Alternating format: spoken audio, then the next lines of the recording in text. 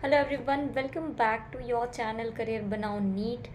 तो यार अभी जैसा कि हमें पता है कि काउंसलिंग सारी ऑनगोइंग है। एमसीसी की, स्टेट की, बिहार स्टेट, यूपी स्टेट, सारी काउंसलिंग्स ऑलमोस्ट सेम टाइम पे स्टार्ट है। इस बार क्या हुआ है, थोड़े डेट्स जो है वो क्लैश हो गए हैं क्योंकि बिहार के भी राउंड 2 का जो रिज़ल्ट था उसमें और ये ऑल इंडिया की काउंसलिंग वो भी क्लैश हो रही थी, जिसकी वजह से जो फर्स्ट राउंड की चीज़ें थी उसको कुछ कैंसिल वगैरह भी किया गया है। तो आज मैं आपसे ये बात करने वाली हूँ, बहुत स्टूडेंट्स को ये प्रॉब्लम आ रही है कि जो एमसीसी की राउंड 2 है उसका एडमिशन प्रोसेस एंड रिपोर्टिंग जो कंप्लीट करने की डेट है वो है 27 सितंबर, एंड जो स्टेट की काउंसलिंग है उसका रिजल्ट आने वाला है 27-28 तक। तो स्टूडेंट्स को ये प्रॉब्लम है कि अगर यहाँ पे हमने एडमिशन ले लिया और स्टेट राउंड में हमें अच्छा कॉलेज मिल गया, फिर जो हमें कॉलेज चाहिए था वो मिल गया, तो हम क्या करें। तो उसके लिए सिंपली आपको क्या करना है, एमसीसी की वेबसाइट पे जाओ और वहाँ पे आपको लेटेस्ट न्यूज़ में एक न्यूज़ लिखी हुई है। वो क्या, मैं आपको पढ़ के बता देती हूँ।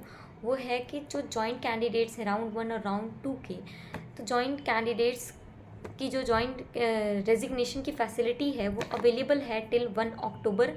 मीन्स क्या है, joint facility, joint candidates resignation facility will be available till 1 October and the students can resign कर सकते हैं। ठीक है, तो उसमें क्या है, सिंपली यहाँ पे ये लिखा हुआ है कि जिन्होंने राउंड 1 राउंड 2 में एडमिशन ले लिया है वो अपनी सीट रिज़ाइन कर सकते हैं कॉलेज में जाके, वो 1 अक्टूबर तक रिज़ाइन कर सकते हैं। जिससे आपकी सिक्योरिटी मनी तो आपको रिफंड नहीं होगी, बट आपने जो फ़ी पेमेंट किया होगा वो within 4 to 5 days, 1 week ले लो, 1 वीक तक आपका जो अमाउंट है, पेमेंट है, वो रिसीव हो जाएगा।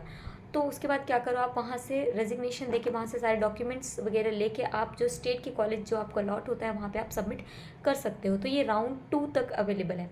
बट अब अगर आप इसके बाद राउंड 3 में पार्टिसिपेट करने वाले हो और राउंड 3 में भी आप सोचो कोई कॉलेज रिज़ाइन करना है, अपग्रेडेशन जो भी है आपका, तो आप राउंड 3 के बाद स्टेट या एमसीसी दोनों में भी रेजिग्नेशन नहीं कर सकते हो। तो राउंड 2 में आप सोच समझ के डिसीज़न लेना कि आपको राउंड स्टेट के या फिर जो ऑल इंडिया की काउंसलिंग है उसमें कहाँ पार्टिसिपेट करना है और किस में आपको एडमिशन अपनी कंफर्म करनी है।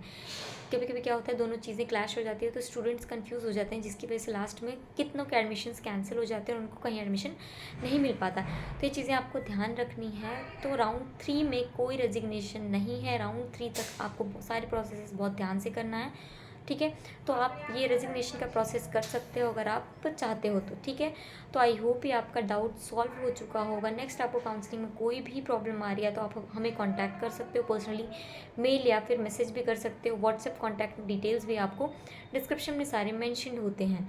ठीक है, तो ऐसी काउंसलिंग डिटेल्स के लिए हमारे चैनल पर बने रहिए। न्यू काउंसलिंग अपडेट्स के साथ हम मिलते रहेंगे, तब तक के लिए थैंक यू। और हाँ, टेलीग्राम चैनल भी अगर ज्वाइन नहीं किया तो अभी तक आपने नहीं किया है तो ज्वाइन कर लो, क्योंकि जो अपडेट्स यहाँ से मिस हो जाती है कभी कभी वो आपको टेलीग्राम पे मिल जाती है। Thank you.